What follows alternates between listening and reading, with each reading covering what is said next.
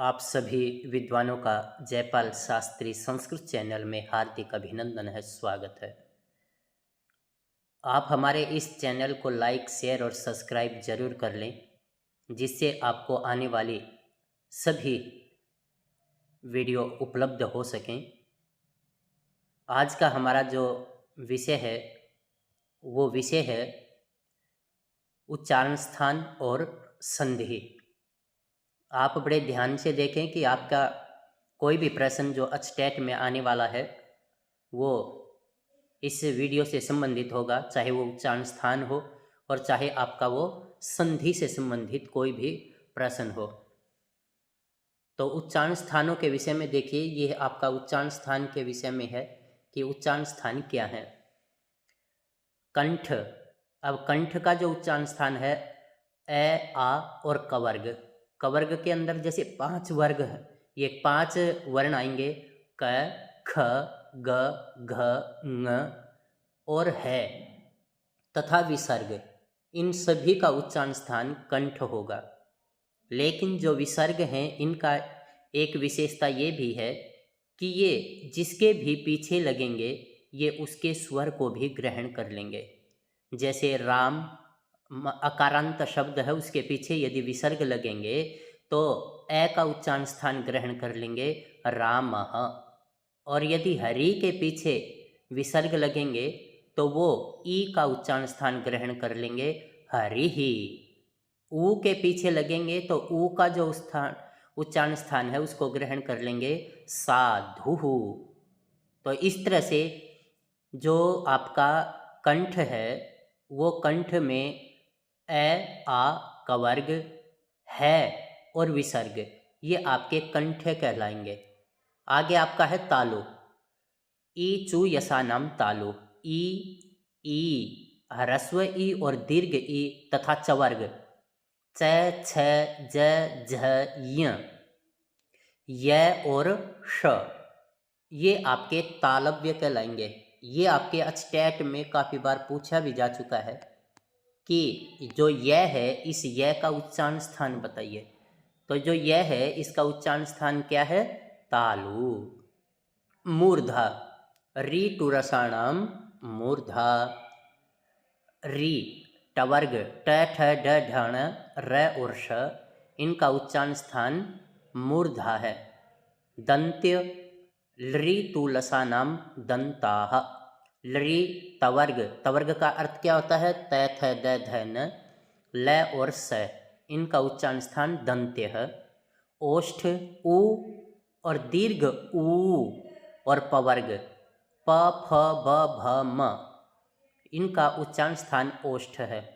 लेकिन पिछले एक अचटेट में आपके एक प्रश्न आया हुआ है प, फ इति पफाभ्याम, ये क्या कहलाएगा? ये आपका उपध्मानीय कहलाएगा।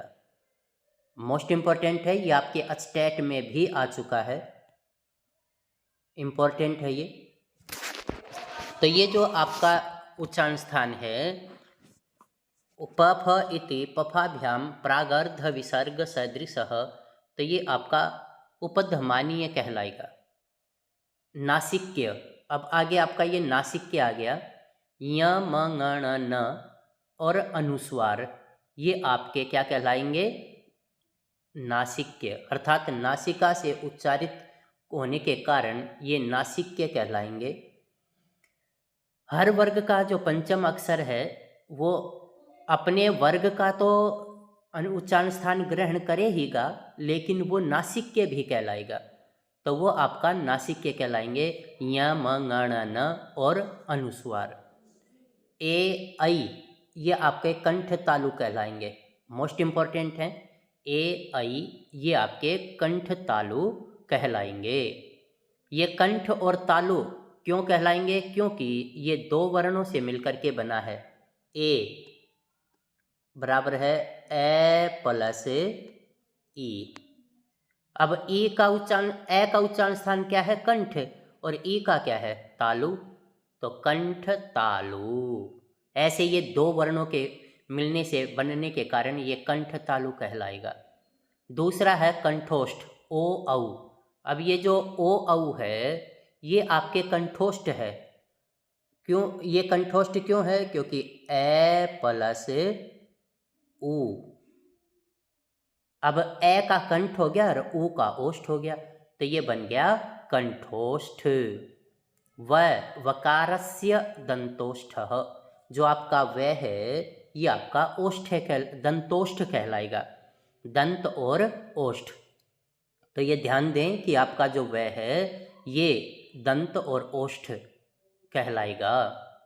पिछले एक स्टेट में आपका ये एक प्रश्न आया हुआ है कि क ख इति कखाभ्याम क्या कहलाएगा, तो वो आपका जिह्वामूल्य कहलाएगा। ये आपके स्टेट में आ चुका है। बहुत ही मोस्ट इम्पोर्टेंट रूप हैं ये। जैसे एक ये आपका जिह्वामूल्य उपदमानीय था और ये जिह्वामूल्य है, तो क ख इति कखाभ्याम जिह्वामूल्य कहलाएगा और प फ इति पफाभ्याम ये उपधमानीय कहलाएगा।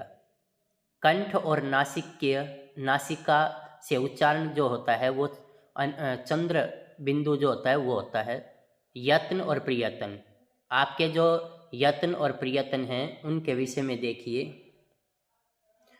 यत्न कहें या प्रयत्न कहें, आभ्यंतर प्रयत्न और बाह्य प्रयत्न। आभ्यंतर जो प्रयत्न हैं वे 5 हैं आपके। कितने हैं? 5। ये आपके 5 होते हैं। स्पृष्ट कै से लेकर के मैं तक, इन्हें कादयो मावसानाह ऐसा भी कहते हैं। तो ये आप ध्यान दें कि जो स्पृष्ट हैं इन्हें स्पर्श व्यंजन भी कहा जाता है और ये 25 वर्ण होते हैं। पिछले एक स्टेट में जो प्रश्न पूछा गया उसने कहा कि कादयो मावसानाह, इनकी कौन सी संज्ञा होगी? तो इनकी संज्ञा होगी स्पृष्ट या स्पर्श संज्ञा, और ये 25 होते हैं। ईसत स्पृष्ट जो होंगे वो आपके य व र ल और यण अंतस्थ व्यंजन, ये अंतस्थ व्यंजन कहलाते हैं, य व र ल। विवृत में क्या होगा? सारे के सारे स्वर आ जाएंगे और अच स्वर हैं, और अच प्रत्याहार में पूछें तो आपने 9 बताने हैं और स्वर के रूप में पूछे तो 13 बतलाने हैं। ईसद विवृत में आपके श, श, स और है। शल्प ऊष्म व्यंजन, जो शल प्रत्याहार है वो आपका ईशत विवृत कहलाएगा, और संवृत में ह्रस्व ए ये प्रयोग में आएगा। ये आपका ह्रस्व ए जो है ये संवृत में होगा। बाह्य प्रयत्न, ये आपके जो आभ्यंतर थे ये 5 प्रकार का था, और जो बाह्य प्रयत्न है वो 11 प्रकार का होता है। कितने प्रकार का होता है? 11 प्रकार का। विवार, सवास, घोष और खर प्रत्याहार के व्यंजन हैं। संवार, नाद, घोष और हस ये प्रत्याहार के व्यंजन। अल्प प्राण प्रत्येक वर्ग का प्रथम, तृतीय, पंचम और यण ये आपके अल्प प्राण कहलाएंगे। महाप्राण में प्रत्येक वर्ग का जो चतुर्थ अक्षर है और शल प्रत्याहार ये आपका महाप्राण कहलाएगा। उदात, अनुदात और स्वरित ये केवल अचों की ही संज्ञा होती हैं, व्यंजनों की ये संज्ञा नहीं होती। अब इसमें विशेष एक क्या आ गया कि ए, ई, उ, री, लृ ये मूल स्वर कहलाते हैं, और मूल स्वर 5 हैं और इनके 18 भेद हैं। लेकिन जो री है, री के आपने 30 भेद बताने हैं। यदि आपके पेपर में आ जाए कि री के भेद बताइए और ऑप्शन में 18 और 30, यदि दोनों ही ऑप्शन दे रखे हैं तो आपने 30 पर निशान लगाना है। यदि उसने 30 ऑप्शन में दे ही नहीं रखा और केवल 18 दे रखे हैं तो आपने 18 पर निशान लगाना है, 30 पर निशान आएगा ही नहीं, क्योंकि 30 ऑप्शन में है ही नहीं। तो इस तरह से आपने 30 के 18 या 30 ये मिलेंगे, इनमें से कोई एक ऑप्शन आपको मिलेगा तो उस पर निशान लगाना है। और लरी के आपने 12 भेद बताने हैं। जो लरी है उसके आपने 12 भेद बताने हैं। तो जो लरी है वो 12 प्रकार की होती है। ए, ओ, ऐ, औ ये भी 12 प्रकार का होता है। तो इस तरह से आपके ये व्यंजन और उच्चारण स्थानों के विषय में था। अब आगे आपका ये क्या आ गया है, संधि प्रकरण आ गया। संधि, अब संधि किसे कहेंगे, जहाँ पर भी अचों मतलब जो समीपस्थ जो हैं वर्णानाम अत्यंत सामीप्य की सन्निहिता संज्ञा होती है, और सन्निहिता का ही दूसरा नाम क्या है, संधि। तो जहाँ पर भी दो सार्थक शब्दों के मेल से विकार उत्पन्न हो वो आपकी संधि कहलाएगी। और संधि 3 प्रकार की होती है, अच संधि, हल संधि और विसर्ग संधि। अच संधि जहाँ पर अचों के कारण परिवर्तन हो, विकार उत्पन्न हो, वो आपकी अच संधि कहलाएगी। और जहाँ पर व्यंजनों के माध्यम से विकार उत्पन्न हो वो आपकी व्यंजन संधि कहलाएगी।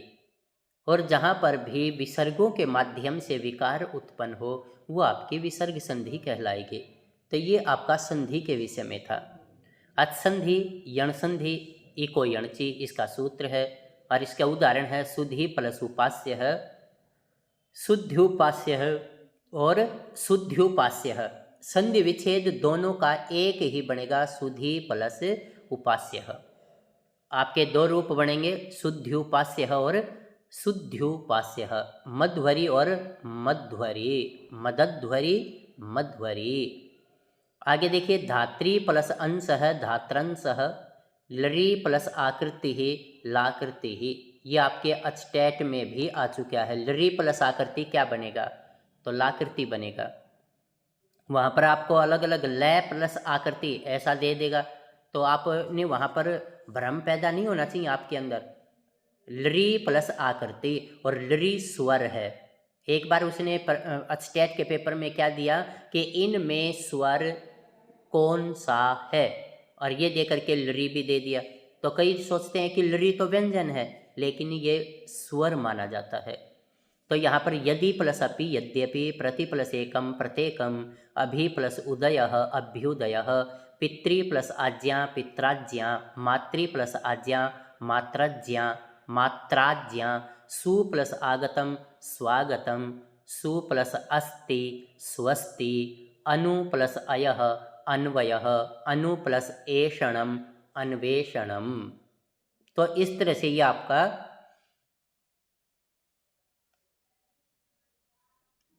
जो अच संधि थी उसके यण संधि का था, उदाहरण थे ये। अब आपके जो उदाहरण हैं वो हैं अयादि संधि के।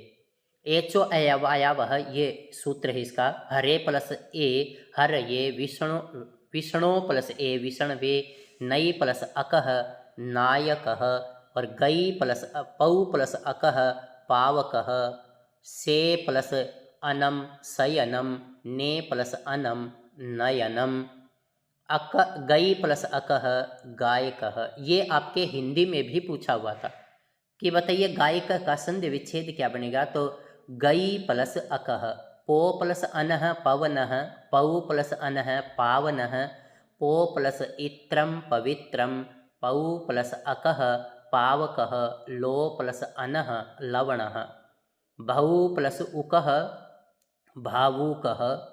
वान्तोई प्रत्यय मोस्ट इम्पॉर्टेंट रूप है ये सूत्र भी और इसके जितने भी रूप हैं वे सारे के सारे इम्पॉर्टेंट रूप हैं। जैसे गो प्लस यम गव्यम, नौ प्लस यम नाव्यम। ये आपके 2 उदाहरण बन गए, गव्यम और नाव्यम। ये आपके अचटेट में आ चुके हैं कि बताइए नाव्यम किस सूत्र का उदाहरण है, तो आपने वान्तोई प्रत्यय का उदाहरण बतलाना है। और गव्योति ही ये आपने अध्व परिमाणे च का उदाहरण बतलाना है। आगे आगे गुण संधि, आद गुण है। यहाँ पर जो गुण है संज्ञा विधायक सूत्र है वो है अदेंग गुण है, और गुण विधायक सूत्र है आद गुण है। गुण संज्ञक वर्ण 3 होते हैं। आपके पेपर में ये पूछा जा सकता है कि बताइए गुण संज्ञक वर्ण कितने हैं, वो हैं 3। और कौन कौन से हैं, ए ओ। ये गुण संज्ञक हैं। इसी को आपका वो क्या कह देगा कि अत और एंग, अत और एंग, इसकी कौन सी संज्ञा होती है? गुण संज्ञा होती है। कौन करता है? अदेंग गुण। हाँ, और गुण कौन करेगा? आद गुण है। उप प्लस इंद्र उपेंद्र, गंगा प्लस उदकम गंगोदकम, उरण रप्रह, ये रप्र भाव करेगा तो कृष्ण प्लस रिद्धि कृष्णर्धि, तव प्लस लृकार तव लकार। इसी प्रकार का कोई दूसरा भी उदाहरण दिया जा सकता है। तो यह आप ध्यान देंगे कि उसने पूछा कैसे है। लोपः साकल्यस्य, ये आपका पदांत यकार वकार का विकल्प से लोप करने वाला सूत्र है। तो यहाँ पर बन जाएगा हरे प्लस इह हरईह। ये आपके अचटेट में हर बार पूछा गया है, तो इसलिए आप ये ध्यान दें कि आपका रूप कैसे बनेगा। हर प्लस इह हरईह और हरईह, ये दो रूप बनेंगे। संधि विच्छेद एक जैसा ही रहेगा। विष्णु प्लस इह विषण विह और विषण इह, ये दो रूप बनेंगे। आप लोगों को मैं समझ रहा हूँ कि आपको बहुत अच्छे से समझ आ रहा होगा, लेकिन यहाँ जो सेंटर पर आकर पढ़ कर गए हैं उनको तो बहुत अच्छे से समझ में आ जाना चाहिए। उनके लिए तो ये एक पुनरावृत्ति के रूप में वीडियो होगी, लेकिन आप बहुत अच्छा कर सकते हैं। आप इसको एक बार सुनेंगे, 2 बार सुनेंगे, 3 बार सुनेंगे तो ये आपको बहुत अच्छे से याद भी हो जाएगी। तो आगे यहाँ पर देखिए वृद्धि संधि है, और वृद्धि संधि विधायक सूत्र है वृद्धिरादैच। वृद्धि संज्ञक वर्ण भी कितने हैं? 3, और वह कौन कौन से हैं? आत और ऐच, इनकी वृद्धि संज्ञा होती है। आ, आई, औ, ये आपके वृद्धि संज्ञक वर्ण हैं। तो यहाँ जो ये आपका वृद्धि का है, वृद्धि रेचि करेगा वृद्धि। कृष्ण प्लस एकत्वम कृष्णैकत्वम, गंगा प्लस ओघ गंगौघ, ये आपके शुद्ध करने में पूछा हुआ है, और उसने यहाँ औघ दे दिया, लेकिन आएगा क्या? ओघ। तो गंगा प्लस ओघ गंगौघ। देव प्लस ऐश्वर्यम देवैश्वर्यम, कृष्ण प्लस औत्कंठ्यम कृष्णौत्कंठ्यम। एत्येदत्युत्सु, मोस्ट इंपॉर्टेंट रूप है भाई। उप प्लस एति उपैति, उप प्लस एदते उपैधते, पृष्ठ प्लस ऊह पृष्ठौह। ये तीनों के तीनों रूप मोस्ट इंपॉर्टेंट है और आपके स्टेट में आ भी चुके हैं। अक्षादुहिन्याम उपसंख्यानम, ये वार्तिक है। अक्ष प्लस ऊहिणी अक्षौहिणी। अब यहाँ आपसे एक प्रश्न ये भी पूछा जा सकता है कि अक्षौहिणी में न को अण किस सूत्र ने किया?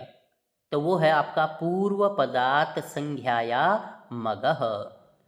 प्रादु हो ढो ढई से सेसु, प्र प्लस ऊह प्रौढ़, प्र प्लस ऊढ़ प्रौढ़, प्र प्लस ऊढ़ि प्रौढ़ि, प्र प्लस एसह प्रैसह, प्र प्लस एस्यः प्रैस्यः। ये सारे के सारे उदाहरण प्रादु हो ढो ढई सई से सेसु के हैं।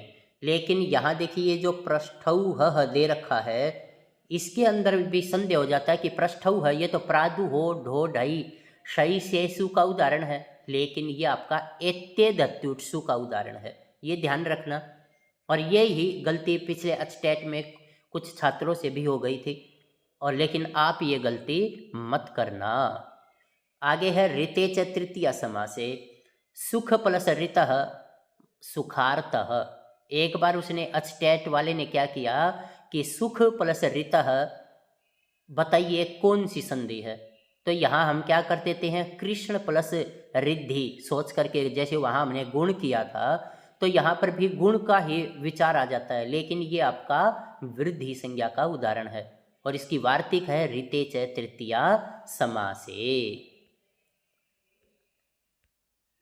आगे आपका प्रवत्सत्र कंबल सनार्ण दशानाम मृणे, यहाँ पर प्र प्लस ऋणम प्रारणम, वत्सर प्लस ऋणम वत्सरारणम। उपसर्गाद्रीति धातु मोस्ट इंपॉर्टेंट रूप है भाई। प्र प्लस ऋच्छति प्रार्च्छति, उप प्लस रिच्छति उपार्छति। पररूप संधि आ गई है ये एंगी पर रूपम। उदाहरण है प्र प्लस एजते प्रेजते, उप प्लस ओसति उपोसति। मोस्ट इंपॉर्टेंट है। सकंदवादिषु पर रूपम वाच्यम, लेकिन आपने पहले क्या करना पड़ेगा, टी संज्ञा करनी पड़ेगी।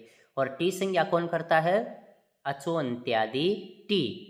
अंतिम एक वर्ण को छोड़कर उससे पूर्व, अंतिम एक वर्ण को नहीं, अंतिम अच से परे आने वाला जितना भी व्यंजन समुदाय है उस सारे को मिला करके टी संज्ञा हो जाएगी। लेकिन अंतिम अच होना चाहिए, उससे परे जितने भी व्यंजन होंगे वे सारे के सारे मिलकर के टी संज्ञा का ही रूप धारण करेंगे। जैसे स्कंधवादिषु पर रूपम वाच्यम, शक प्लस अंधुः शकंधुः, कर्क प्लस अंधुः करकंधुः, मनस प्लस ईसा मनीषा। अब ये जो आपका शक प्लस अंधु था, सकंधु जो हमने बनाया, तो कै का जो ए है इसकी टी संज्ञा है और इस ए को पीछे वाले ए में मिला दिया तो सकंधु बन गया। अब मनस प्लस ईसा जो है इसमें न में ए है और पीछे आ गया स व्यंजन, तो अस भाग की टी संज्ञा है और अस को हमने निकाल लिया और ई में मिला दिया, तो ये दोनों का रूप कैसा हो गया, पर क्या थी, ई। तो मन प्लस ईसा मनीषा। पतत प्लस अंजलि ही पत प्लस अंजलि पतंजलि ही। ये भी ध्यान रखेंगे कि जैसे गीतांजलि ही, पतंजलि ही, अंजलि ही, श्रद्धांजलि ही, इन सब की जो ई होगी वो ह्रस्व होगी। एक बार अचटैट में उसने शुद्ध बताइए और गीतांजलि ऐसा रूप दे दिया, बड़ी ई दे दी, लेकिन कैसी आएगी, छोटी ई आएगी।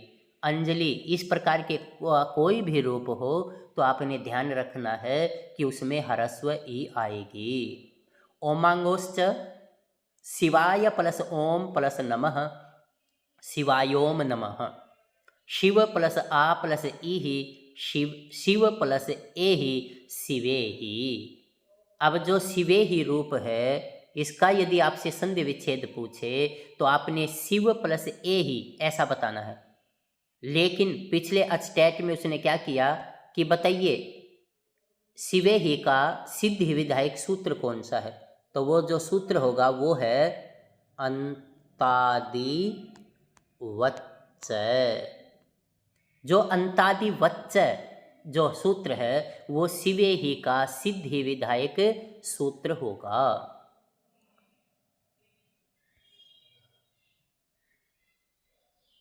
दीर्घ संधि, तो यहाँ पर ये जो दीर्घ संधि है अकस्वरणे दीर्घः, दैत्य प्लस अरिहि दैत्यारिहि, श्री प्लस ईसः श्रीसः, विष्णु प्लस उदयः विष्णुदयः, होत्री प्लस ऋकारः होत्रीकारः।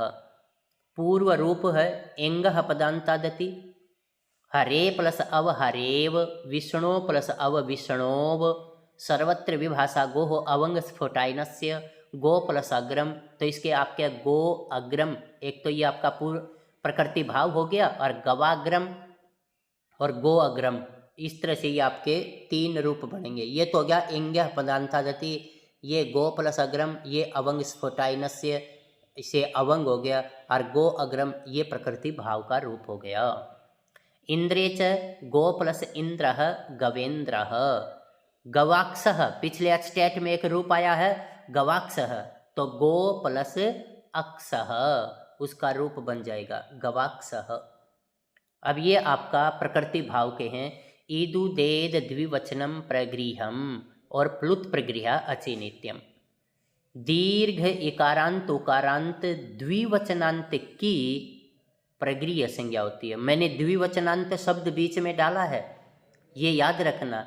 यदि द्विवचनांत शब्द ना हो, केवल दीर्घ इकारांत उकारांत की नदी संज्ञा होती है, और नदी संज्ञा कौन करेगा, युस्त्राख्यउ नदी। लेकिन यहाँ देखिए द्विवचनांत शब्द मैंने बोला है बीच में कि ईदंत ऊदंत द्विवचनांत की कौन सी संज्ञा होगी, तो वो होगी प्रगृह संज्ञा। जैसे यह हरि, हरि की बड़ी ई है, यहाँ विष्णु का बड़ा ऊ है, यहाँ गंगे ए आ गया, तो यहाँ पर हरि प्लस ए तऊ हरि ए तऊ, विष्णु प्लस ई मऊ विष्णु ई मऊ, गंगे प्लस अमु गंगे अमु, ये रूप बन जाएंगे। और ये प्रकृति भाव के हैं। और ईदु दे द्विवचनम प्रगृह्यम और प्लुत प्रगृह्य अचि नित्यम, इनके उदाहरण हैं। अदसोमात अमी प्लस ई साह अमी ई साह, अमु प्लस आसाते अमु आसाते। निपात एकाजनांग, जहाँ पर एक अच स्वरूप होगा उसकी निपात संज्ञा हो जाएगी।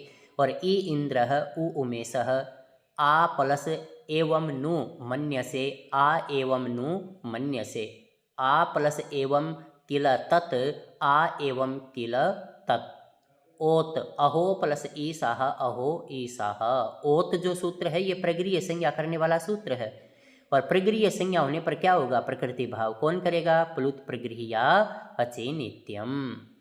संबुद्धौ साकल्यस्य तावनार्से विष्णु प्लस इति विष्णु इति विषण इति और विषण वीति, ये दो रूप बन जाएंगे।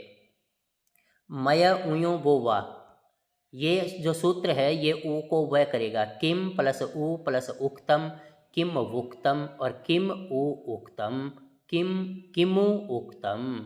इको ऐसवर्ण साकल्यस्य हर्स्वश्च चक्री प्लस अत्र चक्री अत्र और चक्र्यत्र। न समासे वापि प्लस अपि अस्वः वापि प्लस अस्वः वाप्यस्वः। अचोराभ्याम द्वे गौरी प्लस औ गौर्यौ गौर्यौ, ऐसे रूप बनेगा। ऋत्यकः ब्रह्म प्लस ऋषि ब्रह्म ऋषि और ब्रह्म ऋषि और ब्रह्म ऋषि, दो रूप बन जाएंगे। आगे आपकी जो है हल संधि है ये, और हल संधि के विषय में अभी देखिए। स्तोश्चुनाश्चुः एक सूत्र है, सचुत्व संधि करने वाला सूत्र है स्तोश्चुनाश्चुः। तो यहाँ जैसे रामस प्लस सेते रामस सेते, रामस प्लस चिनोति रामस चिनोति, सत प्लस चित सच्चित, सारंगिन प्लस जयः सारंगिन जयः। मोस्ट इम्पॉर्टेंट रूप है ये। पिछले एक बार अचटेट में दे दिया और पूछ लिया कि बताइए किस सूत्र का उदाहरण है, लेकिन यहाँ हमने सारंगिन जयः, ये जो ये दिखाई दे रहा है इसके कारण अनुस्वार से यहीं पर स्वर्ण है ऐसा बतला देते हैं। लेकिन ये स्तोश्चुनाश्चुः का उदाहरण है सारंगिन जयः। अब आगे है सात। विष प्लस नः विष्णः प्रस प्लस नः प्रश्नः, इन दोनों का सिद्धि विधायक सूत्र है सात। तो ये आपने ध्यान रखना कि ये भी प्रश्न आपके एक बार अचटेट में पूछा जा चुका है कि बताइए विष्णु और प्रश्न का सिद्धि विधायक सूत्र कौन है, तो वो है सात। ष्टुत्व संधि है अब यहाँ पर आपके पास देखिए, ष्टुत्व संधि। ष्टुनाष्टुः रामस प्लस षष्ठः रामषष्ठः, रामस प्लस टीकते रामष्टीकते, पेश प्लस ता पेष्टा, तत् प्लस टीका तट्टीका। और ये आपके अचटेट में पूछा हुआ है चक्रिन प्लस ढौक से, बताइए किस सूत्र का उदाहरण है। तो ये आपका ष्टुनाष्टु जो सूत्र है उसका उदाहरण है। जसत्व संधि करने वाला सूत्र है झलाम जसवंते, वाक प्लस ईसह वागीसह, मोस्ट इम्पॉर्टेंट रूप है। एतत् प्लस रूपम एतद रूपम, चित्त प्लस रूपम चिद रूपम, ये आपके झलाम जसवंते सूत्र के उदाहरण हैं। यरोनुनासिक अनुनासिको वा एतत् प्लस मुरारी ही, यहाँ पर ये देखिए एतत् प्लस मुरारी ही यरोनुनासिक अनुनासिको वा, एतत् प्लस मुरारी ही एतन प्लस मुरारी ही और एतद मुरारी ही। ये जो तय है यहाँ, ये जो तय था इसको दय किसने किया, झलाम जसवंते ने। तो इस तरह से आप ये ध्यान रखें कि एतन मुरारी ही और एतद मुरारी, ये आपका किसका उदाहरण है, यरोनुनासिक अनुनासिको वा। तद प्लस मात्रम तन मात्रम, चित प्लस मयम चिन्मयम, वाक प्लस मयम वांगमयम, ये आपके प्रत्यय भाषायाम नित्यम के उदाहरण हैं। ये जो तन मात्रम है इसमें मात्रच प्रत्यय है, चित प्लस मयम चिन्मयम इसमें मयठ प्रत्यय है। ये जो मयम है ये मयठ प्रत्यय होता है, तो वांगमयम बन जाएगा। मोस्ट इम्पॉर्टेंट रूप है। एक बार उसने जैसे तन्मात्रम और चिन्मयम और बोला कि बताइए ये किसके उदाहरण है, लेकिन उसने ये वार्तिक पेपर में दी नहीं, तो आपने यर अनुनासिक अनुनासिक को वा इस सूत्र पर निशान लगाना है। लेकिन यदि वो सूत्र और वार्तिक दोनों ही दे देता है तो आपने प्रत्यय भाषायाम नित्यम इस वार्तिक पर ही निशान लगाना है। आगे है तोरली। तत् प्लस लय तल्लय, विद्वान प्लस लिखति विद्वान लिखति, उत प्लस लास उल्लास, उत प्लस लेख उल्लेख। ये सारे के सारे तोरली सूत्र के उदाहरण हैं। खरीच उद प्लस स्थानम उत्थानम, और आपका उद प्लस स्तंभनम उत्तंभनम, दो रूप बनेंगे। एक बार उसने आपके पेपर में पूछा स्वर्णी झर का लोप वो है को घय करने वाला सूत्र जयो हो नेत्रश्याम, वाक प्लस हरि ही वाग घरी ही, वाग धरी ही और वाग हरि ही, ये दो रूप बनेंगे। और दोनों ही जो रूप हैं इनका संधि विच्छेद एक ही बनेगा, वाक प्लस हरि ही। क्षय को क्षय करने वाला सूत्र, ये आपके अचटेट में भी पूछा जा चुका है कि क्षय को क्षय करने वाला सूत्र बताइए, तो वो आपका सस छोटी है।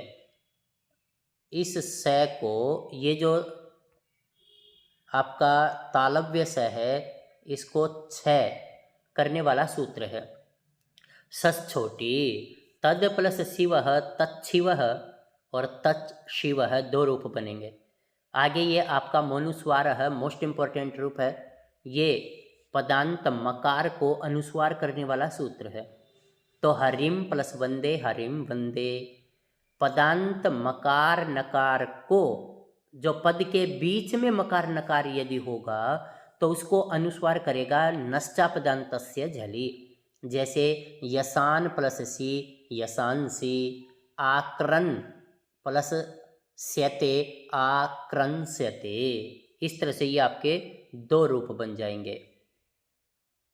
अनुस्वार से यही परस्वर्ण है, ये परस्वर्ण करेगा। और परस्वर्ण कब करेगा? जब पीछे वर्ग होगा कोई भी, और हमारे वर्ग कितने हैं? 5, कु चु टू तू पू। लेकिन इन पांचों वर्गों से अतिरिक्त कोई भी अन्य वर्ण आ जाएगा तो परस्वर्ण नहीं होगा। जैसे श स श और य व र ल, ये किसी वर्ग में नहीं आते। न इनके किसी भी वर्ग में न आने के कारण मकार नकार को जो अनुस्वार हुआ है उसको किसी भी सूत्र से परस्वर्ण नहीं होगा। अब जैसे साम प्लस तह, जैसे ये है साम प्लस तह, शाम शां प्लस तह। अब ये जो अनुस्वार हुआ है ये नश्चा पदांत से जली ने किया है, और सा प्लस तह और शांतः ऐसा बन गया। वा पदांत से त्वम करोसी और त्वं करोसी, ये दो रूप बनेंगे। वा पदांत से विकल्प से परस्वर्ण करेगा तो त्वम करोसी त्वं करोसी, ये वा पदांत से। ये आपका एक बार अचटैट में भी आ चुका है। त्वम करोसी और त्वं करोसी किसके उदाहरण हैं? तो आपने वा पदांत से के उदाहरण बताने हैं। ngamo हर्षवादचि ngमुण नित्यम, ये मोस्ट इम्पॉर्टेंट है। प्रत्यंग प्लस आत्मा प्रत्यंगात्मा, डबल ng हो जाएगा।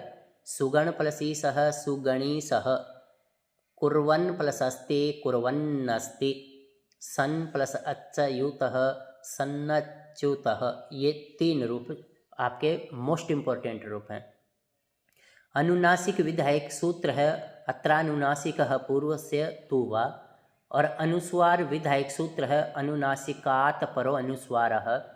विसर्ग विधायक सूत्र है खरवसानियोर विसर्जनीय, अर्थात जो आपने स सजुसो रू, स को रू किया, रू को फिर रै किया, तो ये जो रै है इसकी जब आप विराम अवसानम से अवसान संज्ञा कर देंगे तो खरवसानियोर विसर्जनीय उस रै के विसर्ग बना देगा। छेच शिव प्लस छाया शिवच्छाया, तो यहाँ पर तुक का आगम करने वाला सूत्र है छेच। पदांताद्वा ये दीर्घ को ही तुक का आगम करेगा। लक्ष्मी प्लस छाया, लक्ष्मी छाया और लक्ष्मी छाया, ये 2 रूप बन जाएंगे। विसर्ग संधि के विषय में देखिए, ये जो जितने भी सूत्र और या उदाहरण हम कर रहे हैं, ये सारे के सारे मोस्ट इम्पोर्टेंट उदाहरण हैं और इनसे अतिरिक्त आपके अचटेट में कोई प्रश्न नहीं आने वाला। आप बस इसको ध्यान से देखें, ध्यान से सुने और अच्छी प्रकार से यदि आप कर लेंगे तो कोई भी प्रश्न आपका ऐसा नहीं होगा जो आपको नहीं आता होगा। बस आपने इनको ध्यान से सुनना है। अब विसर्जनीय से सह, ये आपके अचटेट में भी आ चुका है। ये विसर्गों को सह करने वाला सूत्र है। जैसे विष्णु प्लस त्राता, विष्णुस्त्राता, तो विष्णु के पीछे ये विसर्ग थे, उनको सह कर दिया और रूप बन गया विष्णुस्त्राता। रुत्व विधायक सूत्र है स सजुसो रुहु, ये स को रू करने वाला सूत्र है। अतोरोर प्लुताद प्लुते शिवस प्लस अर्च्य, शिवो अर्च्य। मैंने काफ़ी बार आप लोगों को बताया कि जहाँ पर भी एस का निशान हो और इससे आगे यदि ओ आ जाए तो ये आपका अतरोर प्लुताद प्लुते का उदाहरण होगा। एस का निशान ना हो और ओ आ जाए, केवल ओ हो और एस का निशान ना हो तो वो आपका हसीच का उदाहरण होगा। जैसे शिवस प्लस अर्च्य, शिवो अर्च्य, देखो यहाँ एस का निशान है और शिवो वंद्य, इसमें कोई एस का निशान नहीं है। तो ये आप ध्यान रखें। यहाँ जो पढ़ कर गए हैं, मैं मानता हूँ उनको तो ये समझ आ गया होगा कि मैं क्या बताना चाहता हूँ। और ये आपके हर अचटेट में आया ये प्रश्न, हर अचटेट में। कभी उसने एस का निशान लगा करके दे दिया, कभी एस का निशान नहीं दिया, कभी ए लगा करके दे दिया। अब ध्यान से सुने आप, मैं क्या बताना चाहता हूँ। जहाँ पर भी ऐसा रूप आ जाए, एस का निशान हो और उससे आगे यदि ओ आ जाए, ये देखिए यहाँ ओ आ गया, तो ये आपका किसका है, अतोरोर प्लुताद प्लुते और इंगह पदांता दति। इनमें से कोई एक सूत्र आपको मिलेगा, उनमें से किसी एक सूत्र के होने पर ही आप उनका उदाहरण बता देंगे। लेकिन यदि यहाँ पर शिवो वंद्य दे दे, प्रथमो भाग दे दे, द्वितीयो भाग है और कह दे कि ये बताइए ये शब्द किसके उदाहरण है, तो आपने हसीचे के उदाहरण बतलाने हैं। जैसे शिवो वंद्य, आपके एक बार अचटेट में उसने दे दिया प्रथमो भाग, बताइए किसका उदाहरण है, तो यहाँ एस का निशान नहीं है, न होने के कारण ये हसीचा का उदाहरण है। और यदि एस का निशान होता तो अतोरोर प्लुताद प्लुते का उदाहरण बन जाता। तो ये आप ध्यान रखें। आगे ये मोस्ट इम्पॉर्टेंट है, यहाँ पर देखिए, हसीच शिवस प्लस वंद्य, शिवो वंद्य, शिवो अर्च्य, भो भगो अगो अपूर्वस्य योसी और हली सर्वेशा। देवास प्लस इह, देवा इह, देवाइह, ये आपके इन सूत्रों के उदाहरण हैं। भोस प्लस देवाह, भो देवाह, भगोस प्लस नमस्ते, भगो नमस्ते, अघोस प्लस याही, अघो याही। न को रे करने वाला सूत्र है रोसूपी, ये आपके अचटेट में पूछा जा चुका है, मोस्ट इम्पॉर्टेंट रूप है भाई। कहता है कि न को रे करने वाला सूत्र रोसूपी, और इसके उदाहरण देखिए, अहन प्लस अह रह, ये जो न था इस न को र हो गया और न के अंदर, रे के अंदर ये जो पीछे ए है ये मिल गया तो र पूरा हो गया। अह रह, अहन प्लस गण, अहर गण, ये जो अहन का न है इसको र कर दिया रोसूपी ने। किसने किया, रोसूपी। ये वाला जो सूत्र है इसने न को र कर दिया, तो आपके 2 रूप बन गए, अहरह अहरगण। अब आगे ये जो है ये मोस्ट इम्पोर्टेंट रूप है, कहता है कि रे का लोप करने वाला रोरी, और रे का लोप होने पर ए ई उ को दीर्घ करने वाला सूत्र है ड्रे लोपे पूर्वस्य दीर्घोण। पुनर् प्लस रमते पुनारमते, हरिर प्लस रम्य हरिरम्य, शंभुर प्लस राजते शंभुराजते। तो ये जो उदाहरण है ये आपके अचटेट में पूछे जा चुके हैं। अंतरराष्ट्रीय, ये आपका देखिए शुद्ध रूप में आया हुआ है अंतरराष्ट्रीय, ऐसा रूप बनेगा। अंतरराष्ट्रीय या बड़ी ई नहीं लगेगी, ये छोटी ई लगेगी। अंतरराष्ट्रीय ये आपका शुद्ध रूप है। तो आगे देखिए रमते, ये शंभु प्लस राजते, मनस प्लस रथ मनोरथ। तो यहाँ आपका कैसे क्या आ जाएगा, ये मनस प्लस रथ मनोरथ, मनस प्लस रथ मनोरथ, ये हसीचा का उदाहरण रहेगा। एतत् तदुः सुलोपो कोरनय समासे हलि, एस प्लस सु plus Vishnu plus S Vishnu, तो क्या बनेगा एस विष्णु। तो एस है कि विसर्ग समाप्त हो जाएंगे। स प्लस सु प्लस शंभु स शंभु, ये स के विसर्ग जो थे ना, एस है के विसर्ग थे, ये समाप्त हो जाएंगे। सोचि लोपे चेत पाद पूरणम, स सु प्लस एस दाशरथी राम, स एस दाशरथी राम, सैस दाशरथी राम, पाद पूर्ति हेतु। एक पद धातु और उपसर्ग एवं समास में संधि नित्य होती है। वाक्य में संधि वक्ता की इच्छा पर निर्भर होती है, वह करें अथवा न करें। सन्निहितैक पदे नित्या नित्या धातुपसर्गयो हो, समासे तु नित्या वाक्ये तु विवक्षाम अपेक्षते। अब आपने यदि वाक्य में संधि करने की इच्छा है तो आप कर दो, यदि नहीं है तो मत करो। तो ये आपके अस्टैट में प्रश्न आया हुआ है कि कहाँ पर संधि विवक्षा चाहती है। तो वाक्य के अंदर आपकी विवक्षा होती है, विवक्षा होती है इच्छा, लेकिन और कहीं पर भी इच्छा नहीं होगी, वहाँ पर तो आपको संधि का काम करना ही पड़ेगा। तो इस तरह से ये आपका संधि प्रकरण और उच्चारण से संबंधित कुछ प्रश्न थे जिनका यहाँ हमने अध्ययन किया। और आप हमारे इस वीडियो को लाइक शेयर और सब्सक्राइब जरूर करें। आप कोई प्रश्न पूछना चाहते हैं तो आप मेरे नंबर पर भी पूछ सकते हैं, जहां आपका डिस्क्रिप्शन में मेरा नंबर डला होता है। तो यदि कोई प्रश्न है तो आप मेरे से किसी भी समय संस्कृत से संबंधित कोई भी प्रश्न पूछ सकते हैं। मैं संस्कृत और आप लोगों के जिज्ञासा को शांत करने का प्रयास करूंगा कि मैं आपको कोई भी आप मेरे से प्रश्न करते हैं तो मैं आपका उसका उत्तर दे पाऊँ। और मेरी शुभकामनाएं आप सभी के साथ हैं।